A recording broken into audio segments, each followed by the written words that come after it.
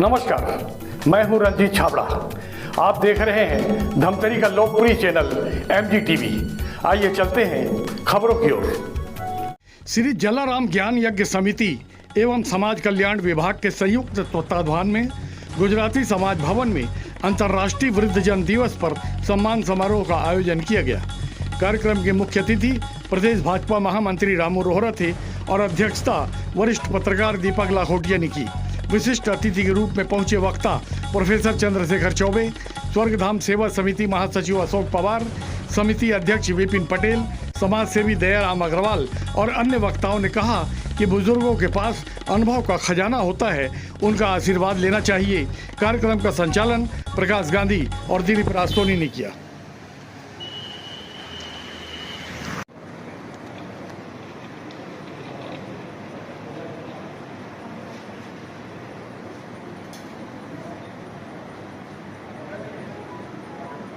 श्री दीपक लाखोटिया जी से निवेदन है कि अपना सार गर्भित उद्बोधन हमें प्रदान करें। सभागृह में उपस्थित समस्त जनों को नमन करता हूं। आज का ये पावन दिवस जब हम अपने सभी वृद्धजनों को याद करते हैं,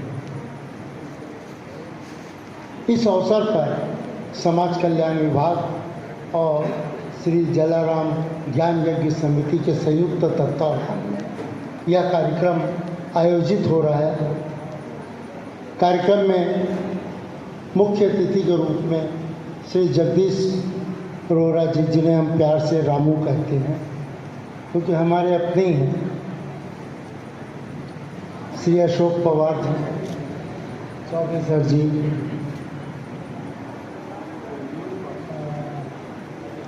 लखू भाई जी और विपिन भाई, अग्रवाल समाज के अध्यक्ष दयाराम जी, प्रकाश भाई, किरण भाई और जितने नरेंद्र जायसवाल जी, यहाँ जितने लोग उपस्थित हैं, मैं सभी को स्मरण करता हूँ। और विशेष रूप से जो हमारी माताएं आज दूर दूर से यहाँ पर आई हैं और बुजुर्ग लोग आए हैं, उनके चरणों में नमन करता हूँ। महात्मा गांधी जी को लेकर उनके दिवस के अवसर पर यह आयोजन शुरू किया गया और इस दिन ये एक दिन नहीं होना चाहिए कि इस दिन हम अपने वृद्ध लोगों को याद करते हैं। वो प्रतिदिन पूजनीय है। अगर किसी के घर में बुजुर्ग है तो वो घर भरा पूरा है। आप घर से निकल रहे हैं, आप एक बार भगवान को स्मरण करें या न करें, अगर अपने माता पिता को, दादा दादी जी जो भी हैं, उनको प्रणाम करके निकलें तो निश्चित रूप से आपका काम सफल होगा। अशोक पवार जी से निवेदन है, कृपया हमें मार्गदर्शन प्रदान करें। शास्त्रों में एक बात पढ़ी है कि जैसे ही गणेश पक्ष खत्म होता है और ये 15-16 दिन पूरे दुनिया की सत्ता पितरों के हाथ पे आ जाती है। और ये बात आप सनातन के ग्रंथ में पढ़ सकते हैं। साधुवाद के पात्र हैं विपिन भाई, प्रकाश भाई, लखू भाई, किरण भाई, महेंद्र भाई, दिलीप भाई।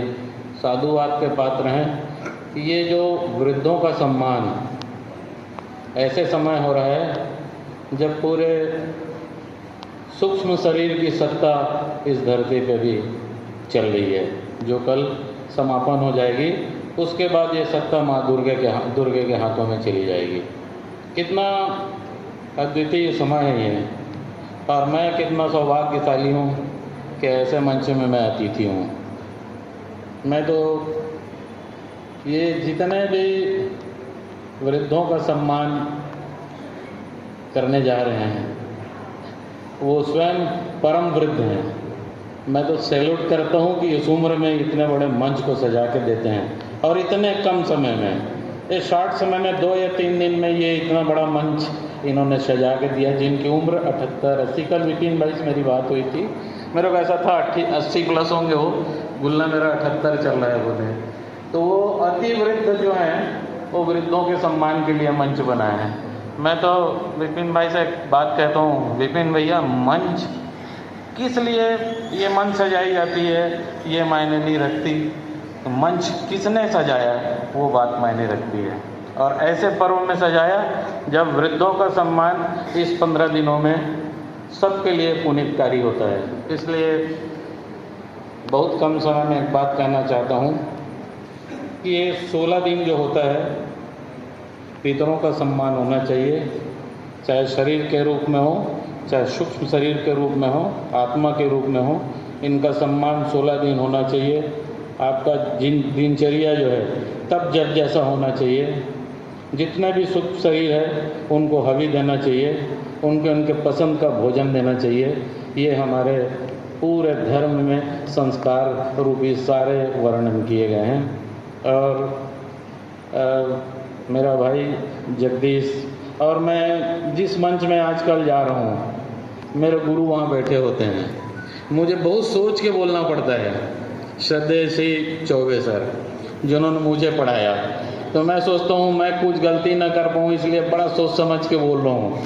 लेकिन मैं उनसे भी एक बात कहता हूँ कि सर आपका स्टूडेंट या आपका पुत्र जो भी बोलेगा शास्त्र सम्मत बात बोलेगा, जिसको समृद्ध होना है उसको वृद्ध का सम्मान करना ही पड़ेगा। धन्यवाद।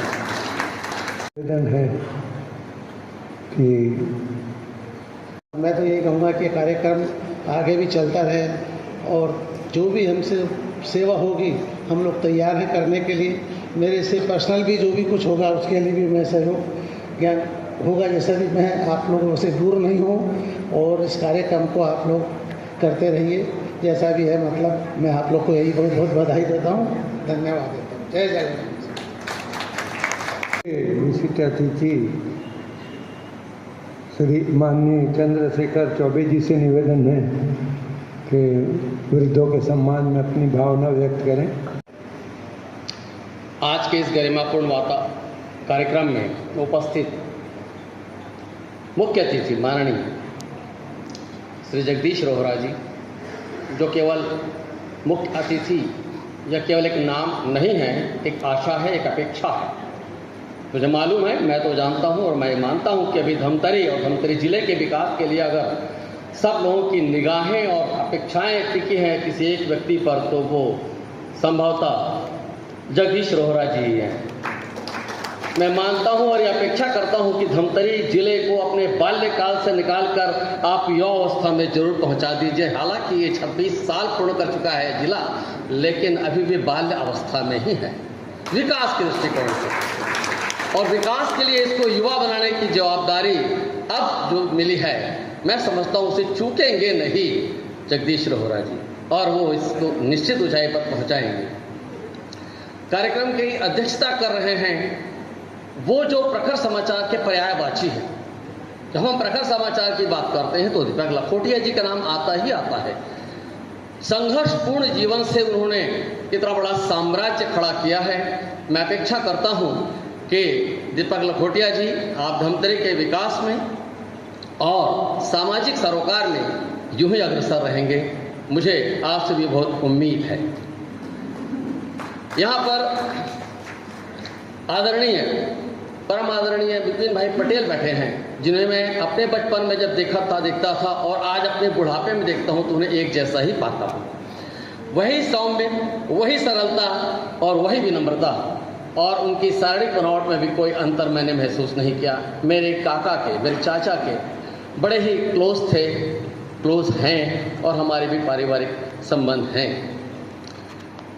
यहाँ अभी जो बताया उसने अशोक पवार ने, मुझे तो गर्व है कि ऐसे भी लोगों को मैंने पढ़ाया। जिस समय पढ़ाया उस समय मुझे नहीं मालूम था कि मैं इतना गौरवान्वित होऊंगा, मुझे ऐसा गौरवान्वित होने का अवसर मिलेगा कि मंच पर मेरे 2 विद्यार्थी बैठे हैं और दोनों अपने अपने क्षेत्र के महारथी हैं।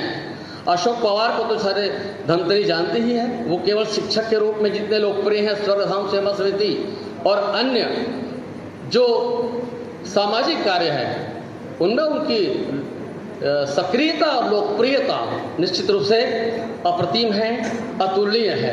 मैं उसे आशीर्वाद देता हूं कि अशोक तुम दिन तुनी रात चौगनी करो। दिलीप के बिना कोई कार्यक्रम धमतरी में होता होगा मैं नहीं मानता। मैं तो कम कार्यक्रमों में शायद शामिल हुआ हूं, लेकिन धमतरी का ऐसा कोई सामाजिक और धार्मिक कार्यक्रम होगा जहां दिलीप राज उपस्थित ना हो। दिलीप के बिना तो किसी के सुख दुख भी नहीं निपटते। मुझे भी उसकी सेवाओं पे बड़ा गर्व है और मुझे इस बात का भी गर्व है कि वो भी मेरा विद्यार्थी रहा है। आज मंच पर दयाराम जी हैं, उन्होंने आकर अपनी घोषणा भी की है। वो हमेशा तैयार रहते हैं, मांगने वालों की देरी है, देने के लिए तो हमेशा वो तैयार ही रहते हैं, चाहे जो भी सहायता हो, और वो उम्मीदों पर हमेशा खरा ही उतरते हैं। लखू भाई जब से धमतरी में आए हैं, मैं समझता हूं कि वो केवल और केवल सेवा भाव पे ही है। व्यापार उनके लिए गौण हो गया है, सेवा उनके लिए प्राथमिकता हो गई है। और गांधी जी निश्चित रूप से उनका तो पूरा परिवार ही समर्पित रहा है कार्यों के लिए। तो मैं आज सर्वप्रथम जलाराम ज्ञान यज्ञ समिति जो यहाँ पर है, जिस कार्यक्रम को आयोजित की है, उसका मैं हृदय से आभार व्यक्त करता हूँ। इनके सभी कार्यकर्ताओं का मैं हृदय से आभार व्यक्त करता हूँ। मैं समझता हूँ शायद गुजरातियों को व्यापार के लिए जाना जाता है, लेकिन उससे भी ज़्यादा मैं जानता हूँ व्यवहार के लिए। जितने वो व्यापार में पारंगत होते हैं, गुजराती की जो एक कौम होती है, जाति होती है, वो निश्चित रूप से व्यवहार में उससे ज़्यादा पारंगत होती है। और यही कारण है कि इतने वर्षों से जो इस समिति को संचालित कर रहे हैं वो काबिल तारीफ है। मैं उनकी जितनी प्रशंसा करूं वो कम ही होगा। मैं बता दूं कि आज का ये जो कार्यक्रम हो रहा है, जिसका शीर्षक है अंतर्राष्ट्रीय वृद्धजन दिवस, ये 14 दिसंबर 1990 को संयुक्त राष्ट्र संघ की महासभा द्वारा निर्णय लिया गया था कि एक दिवस बुजुर्गों के लिए मनाया जाए, जब उनकी परेशानियों को, उनकी समस्याओं को और उनकी अपेक्षाओं को पूर्ति किया जा सके, उन्हें सम्मानित किया जा सके। और इसलिए अंतर्राष्ट्रीय वृद्धजन दिवस 1 अक्टूबर को मनाने का निर्णय लिया गया। तदनुसार 1 अक्टूबर 1991 से ये प्रारंभ हुआ है।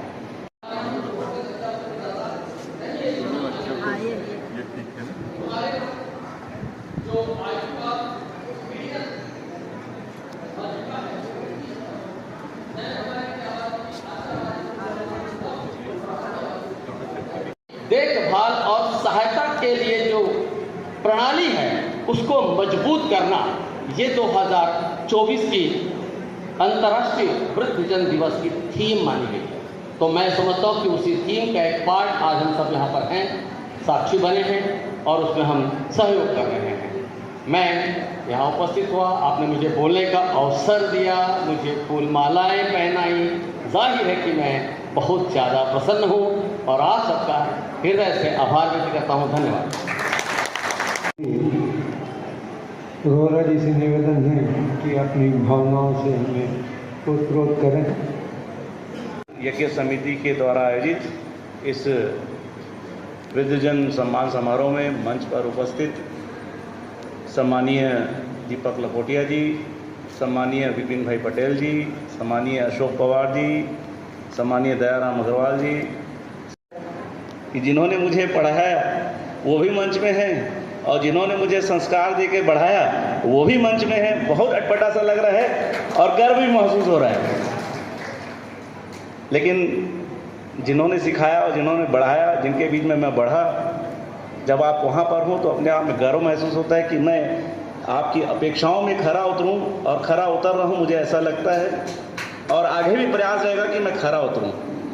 जलाराम ज्ञान यज्ञ समिति, जिन्हें मैं वर्षों से देख रहा हूँ, बेसहारा का सहारा बन के खड़ी हुई, तो वो जलाराम ज्ञान यज्ञ समिति है। कोई अपेक्षा नहीं, ऐसी ज्ञान यज्ञ समिति ने काम किया। जब यहाँ पर बेसहारा घूमते थे तो उनकी कोई चिंता कर रहा था तो वो जलाराम ज्ञान यज्ञ समिति थी। हम सभी जानते हैं परिस्थितियाँ ऐसी कभी उत्पन्न हो जाती हैं कि लोग बेसहारा हो जाते हैं, तो हमारा भी दायित्व बनता है, मानव सेवा बनती है कि हम सामने आएँ। और इस मंच के माध्यम से मैं सभी से आग्रह करूंगा, अपील करूंगा कि ऐसी समितियों को हम प्रोत्साहित करें ताकि वो आगे आके काम करें। अभी मेरे गुरुदेव बोल रहे थे कि रामू रोहरा जी से अपेक्षाएं हैं, निश्चित रूप से, क्योंकि मैं जिस जगह पे बैठा हूं तो अपेक्षाएं बढ़ जाती है और मैं पूरा प्रयास कर रहा हूं मैं अपनी जन्मभूमि और कर्मभूमि के लिए कुछ करूं, मेरा पूरा प्रयास है। जैसे ही भारतीय जनता पार्टी की सरकार बनी, चूँकि विष्णुदेव साय जी का फोटो लगा है तो उल्लेख करना जरूरी है, क्योंकि सरकारी कार्यक्रम भी आयोजित हैं तो मैं यहाँ उल्लेख कर देता हूँ। जनवरी माह में मैं सरकारी अस्पताल में गया, मुझे देखने मिला कि व्यवस्था नहीं है। इस व्यवस्थाओं को कैसे ठीक किया जाए, गरीब आदमी भटक रहा है। सामने जमीन पड़ी थी, सरकारी जमीन में आप देख रहे हैं सरकारी तौर में जमीन की कमी है। सामने जो पुरानी बिल्डिंग थी, मैंने आग्रह किया CHO, CMHO और CS से कि इसका प्रतिवेदन दें, क्योंकि ट्रामा सेंटर का पहले टेंडर हो चुका था। हमारी सरकार बनने के बाद मैंने माननीय विष्णुदेव साय जी से आग्रह किया कि सबसे पहले काम हो तो धमतरी में ट्रामा सेंटर का काम हो। 6 करोड़ की लागत थी, मैंने स्वयं उसका भूमि पूजन किया मार्च माह में और मैं अभी गया था, वहाँ अच्छी बिल्डिंग तैयार हो रही है। ये सब वृद्धजनों के लिए और धमतरी की जनता के लिए है। देश के प्रधानमंत्री माननीय नरेंद्र मोदी जी ने अभी एक योजना लाई है। पहले आपको आयुष्मान भारत योजना का लाभ लेने के लिए अपेक्षित श्रेणी में आना पड़ता था, क्राइटेरिया में आना पड़ता था।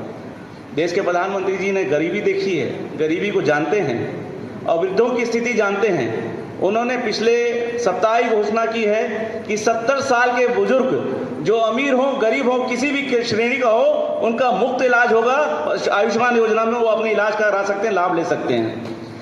हमारी योजनाएं भारतीय जनता पार्टी की सरकार, माननीय मोदी जी की सरकार, विष्णुदेव साय की सरकार लगातार विकास के काम कर रही है, हर सेवा के कार्य कर रही है और ऐसी समितियां अगर जुड़ जाती हैं तो और सेवा के काम होते हैं। आने वाले समय में जो धमतरी के विकास के काम रुके हुए हैं, जो मेरे से भी और माननीय विष्णुदेव साय जी से भी अपेक्षाएं हैं कि वे विकास के काम हो, आपको अति शीघ्र ही विकास के काम दिखेंगे। विकास की योजनाओं को पूरा करने के लिए फंड की कमी नहीं है, इच्छा शक्ति होनी चाहिए। वो इच्छा शक्ति सबको दिख रही है, अभी काम करने का मौका मिला है और मैं आपको धमतरी का बालक, धमतरी में जन्मा बच्चा होने के कारण आपको आश्वस्त करता हूं कि सारे विकास के काम धमतरी के पूरे होंगे। आपको नया धमतरी दिखेगा आने वाले समय में। गंगरेल में जल जगार का कार्यक्रम भी रखा गया है, आपसे आग्रह करता हूं वहां पर भी पहुंचे। आपको गंगरेल दिखने को मिलेगा, नया गंगरेल कैसे बनने वाला है वो समझने को मिलेगा, देखने को मिलेगा। विकास की तत्पर हमारी सरकार आगे बढ़ रही है। मुझे आज आप लोगों ने यहाँ बुलाया, मुझे मौका दिया और सबसे बड़ी बात, मुझे सबसे बड़ा गर्व महसूस हो रहा है कि ऐसे वृद्धजनों का सम्मान करने का मौका मिल रहा है जिन्होंने हमें संस्कार और शिक्षा दिए। आदर्श हमारे आप सभी हैं, आपका सम्मान करने का मौका मिल रहा है। जय हिंद, जय भारत, जय छत्तीसगढ़।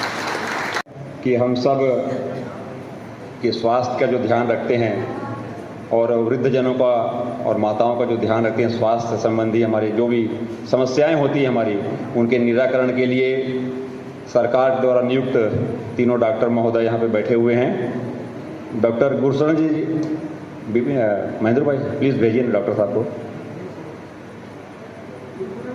श्री योगेश गांधी से निवेदन है, वे doctor MA Naseem ENT department का स्वागत करेंगे। योगेश गांधी जी कृपया स्वागत करें डॉक्टर नसीम का। आपसे निवेदन है, आप आंख रोग विशेषज्ञ डॉक्टर गुरुशरण साहू जी का पुष्पमाला से स्वागत करेंगे।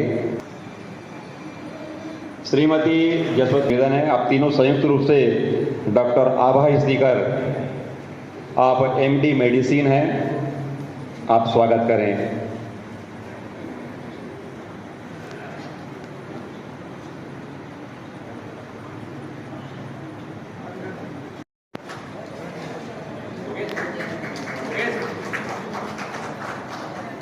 मंचस्थ अतिथियों का सम्मान्य कार्यक्रम चल रहा है। इसके बाद सभी अतिथियों से निवेदन है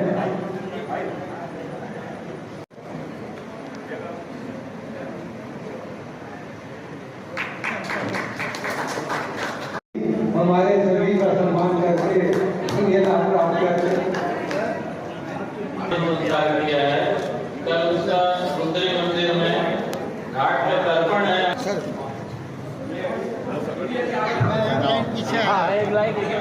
मैं एक लाइन पीछे आया।